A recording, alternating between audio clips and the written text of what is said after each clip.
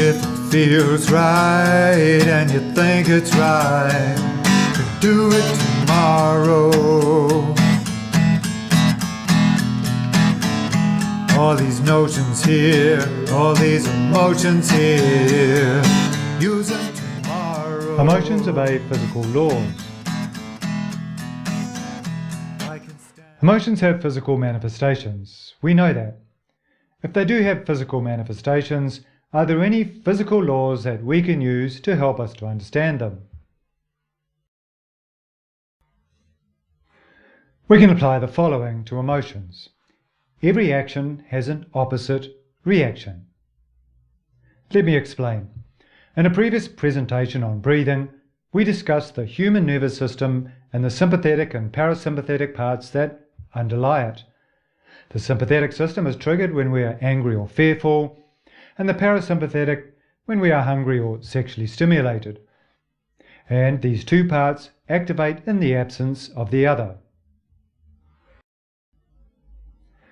An experiment was done involving subjects skydiving from an airplane, during which their sympathetic response was measured, and which usually registered a high state of excitation and agitation while airborne.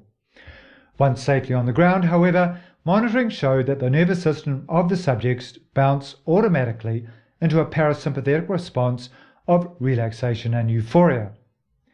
This is the first part of Richard L. Solomon's opponent process theory of emotions, which contends that the primary or initial reaction to an emotional event will be followed by an opposite secondary emotional event. In other words, a stimulus that initially inspires displeasure would likely be followed by a pleasurable after-feeling, and vice versa. The excitement and fear elicited by flying through the sky after jumping from the airplane is replaced by a feeling of euphoria and happiness once safely on the ground. The same phenomenon applies to pleasurable activities such as taking drugs to get a high, which often is followed by an equally intense downer or withdrawal experience. In both these cases, an intense stimulation of the nervous system is followed afterwards by an often equally intense stimulation of the opposite. This is explained as the body homeostatic system seeking to restore balance, so that when there is a dramatic emotional response in one direction, a rebound will soon occur once the response has died.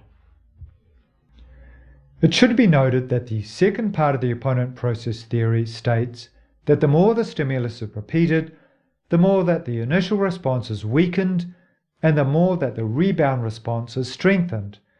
This helps explain why skydivers keep pursuing their potentially dangerous sport, because the highs get higher and the lows get lower. And the same applies with drug addicts. The same amount of drugs slowly gives less of a high, and the downer that follows increases, and therefore the drug addict keeps seeking more and more of the drug. This part of the theorem helps illustrate that action reactions in the human emotional system are complex, and that action reaction will not always be equal and opposite.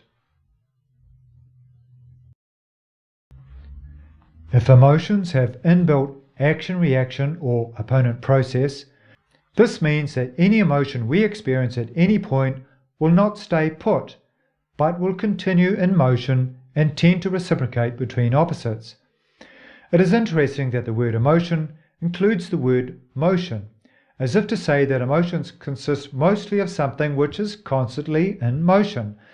This helps us to understand that whatever emotion we feel today, we will not always feel, and that the emotion will move on without us having to do anything.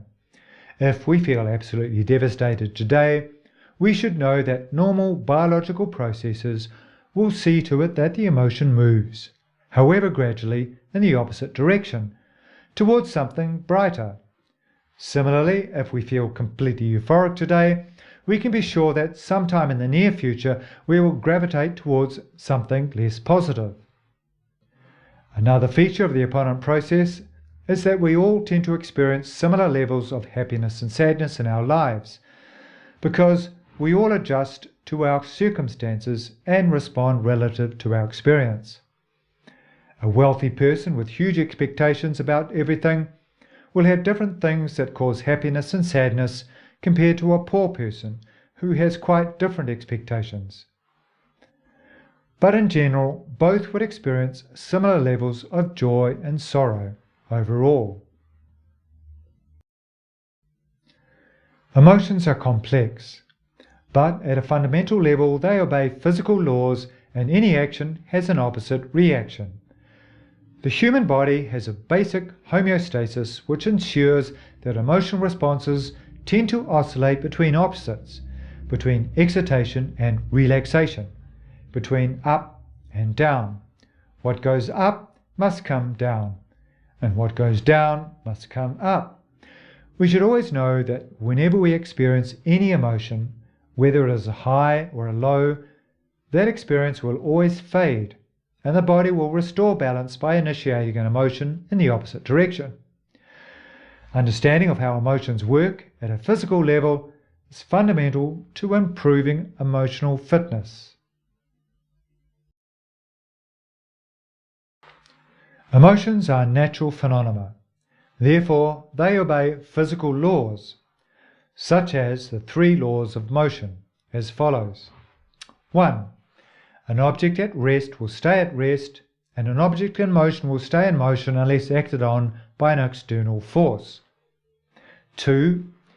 The rate of change of momentum of a body over time is directly proportional to the force applied, and occurs in this same direction. And 3.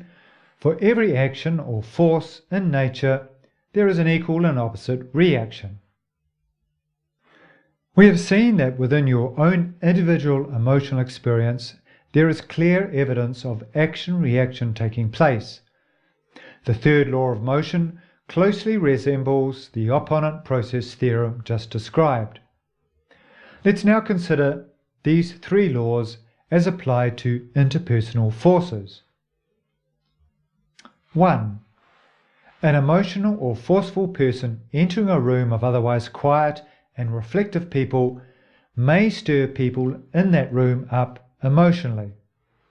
That's the 1st law of motion. 2. Similarly, a forceful person living among quiet and reflective people may over time impose his or her thoughts and feelings on the other people unless someone puts their foot down, so to speak. The 2nd law of emotion. And 3. If someone acts towards us, then there will all occur within us a response of opposite and similar size. That's the 3rd law of emotion. The purpose of this is not to try and quantify these measurements, but to establish that emotions are part of the natural environment, and however complex, the laws of motion do apply. The last of those natural laws of motion is probably the one of greatest utility for emotional fitness. For every action, there is an equal and potentially opposite reaction. If someone acts upon you in an angry and abusive way, then, provided you are attentive, you will respond in a more or less equal and opposite way. Human emotion is a complex phenomenon and will not behave in as exacting a manner as it applies to the moving objects that the 3 laws of motion apply to. So, equal and opposite in human emotion is only going to be very approximate. Obviously, if you are asleep or intoxicated, the effect of the action upon you will be different, or not at all. Emotional energy is transferred via normal human communication channels, such as what we see, hear, smell, or feel. And on the receiving end, the nature and intensity of the effect will depend on your level of consciousness and all the other things going on in your life. How you would then respond to the anger and abuse depends on that and a whole lot of other circumstances. You may well respond with an equally weighty tirade in return and quickly or slowly reach emotional equilibrium via mutual treaty. However, you may also not respond externally at all, and the force of the abuse might be directed internally, causing it to be stored there. We cover stored emotion in a later presentation. In the meantime, it should be understood that for every emotional action, there is an equal and opposite reaction, or more or less. Visualizing emotions as action-reaction forces in interpersonal space should help us with the following. We could call these the two laws of emotion. 1. All emotional experiences we have during our lives will have a real physical effect on us, and the amount of that effect will be more or less equal to the original emotional force. And 2. Any emotional experience we have that we do not respond to by directing it externally may get stored internally and remain there indefinitely. Humans are social creatures, and we are constantly applying emotional forces upon each other, resulting in hierarchies and pecking orders in social groups such as families and workplaces. How someone approaches you emotionally depends a lot on how they have been approaching emotionally by other people in their lives and more immediately during their day. Out in society, there is a whole ocean of emotional energy washing around, being transferred from one person to another and back. Visualizing this helps to focus on the physical phenomena of emotion rather than the people or the actions they take. And this is an essential feature of emotional fitness technology. The focus is on the emotions as physical events in themselves, and there is no focus on the people or the events associated with those emotions. If you want to view more instructional videos on stored emotions and step-by-step videos on emotional fitness, then do go to practice.emotefit.com and sign up. You may also like to subscribe to the channel here on YouTube. As a young adult, I was acutely aware that I was emotionally repressed and was not responding adequately or at all to emotional fronts that came my way.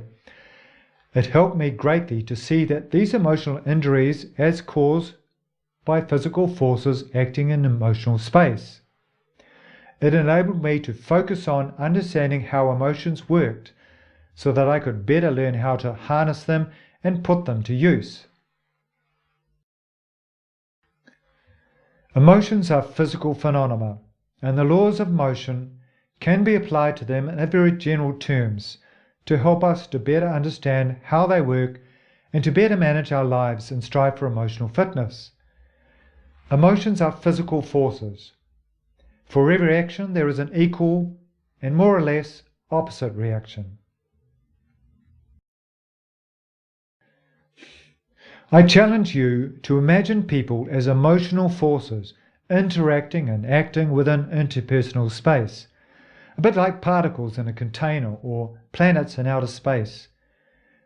In your work or home environment, imagine how different personalities that interact with you might be behaving in terms of the laws of emotion. Are you aware of the effect that past emotional experiences have on you?